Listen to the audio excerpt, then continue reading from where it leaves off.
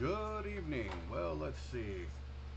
This is my video for my GUI project. As you see, I used Unity 6 to do this. We have three scenes. We've got intro menu, game scene, and credits.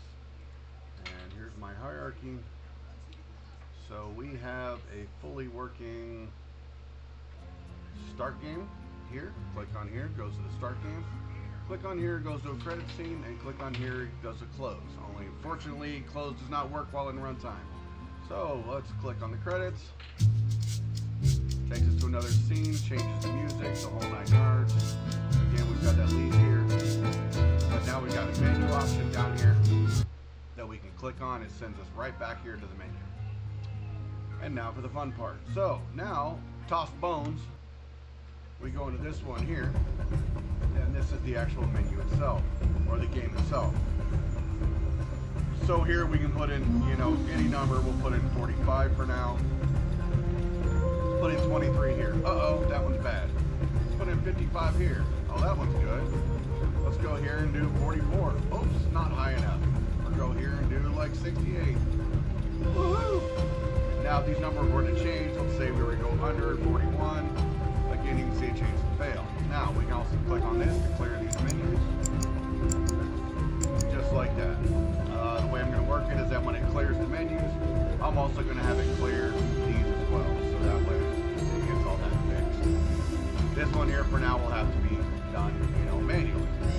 And as you can see down here, also, we have a menu button. We click on the menu button, and it takes us right back to the game itself. So, cool stuff, good stuff. Got some good stuff going on here. Here are my scripts that I created. First one here we're going to look at is the clear text. This is that button that I made. You can see we can do reference to the input field. This is that input field that we want to clear because it's TextMesh Pro. We needed to add the TMP code on it up here and down here. And this is the Unity collection. This is standard Unity UI. I need to make sure that we're using the UI lock onto Unity or it will not work. And then here's the button here where it says click play. Make sure to play sound, and set the text to an empty string, which empties what it does. This one here, make sure to reference this audio source. So this is our general button action. This one is what sets up this is a kind of a general use button thing that will be used for any time that we need to change scenes, load scenes, whatever, and can be adjusted accordingly by just simply adjusting this part down here, and we've got a log here to make sure that when we click on it, it shows in the console. Here we've got, start functions of the button and retrieving actions. Here's our actions. Here's our items up here that we reference. We got the scene. We got the click. We got the other buttons for the action that just references the action itself, because here it's got the button part here. Now a little bit of a logic for the number compare system. Here what it does, basically it takes this field, that's the armor field, and this field here, that's a general purpose field that can be used for 1, 2, 3, 4 or more people. Now it's got the public game objects here. They're initially on. I take them here, they get set to false. I need to put that on there. Turn off game objects when start. We'll do that for both of them,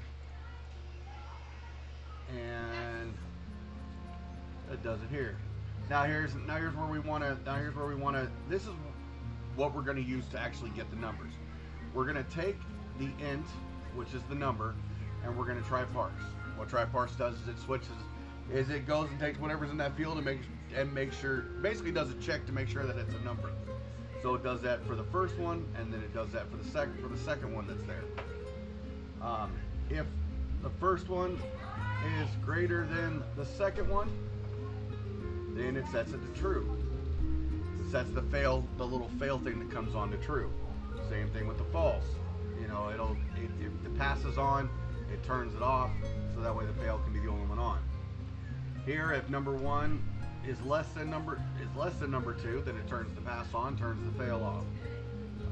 Else, this is something else that I'm working on to get those to shut off. And then, if something happens and something doesn't work right, it's going to go down here and say, oh, failed, doesn't work. And then our last one here is this is our quit game function. You can see this is just a simple, you know, public button quit, audio source click. This just makes sure that it clicks. You know, this is on every button, and this is just the general actions to make sure the button function. And this is telling it down here that when this button is shut off, that when this button is clicked, it will do the application quit. Easy enough. So, on those here, those required actions into the inspector here, where I actually had to set an on-click action for the code to here. So that way it grabs, it says the button action, it goes button scene, so we're gonna go to the button action, which is the script put on it, and here we go, we got next scene, which is the action in it, just to make sure that everything locks on and does what it's supposed to do. Also, same thing down here, we have this is the action script itself that lets us know, you know, what scene it's going to run into, in this case game scene, and this one down here, start game, which is the button that has to be clicked. So easy enough, easy to explain, pretty simple, but fun stuff. Thanks.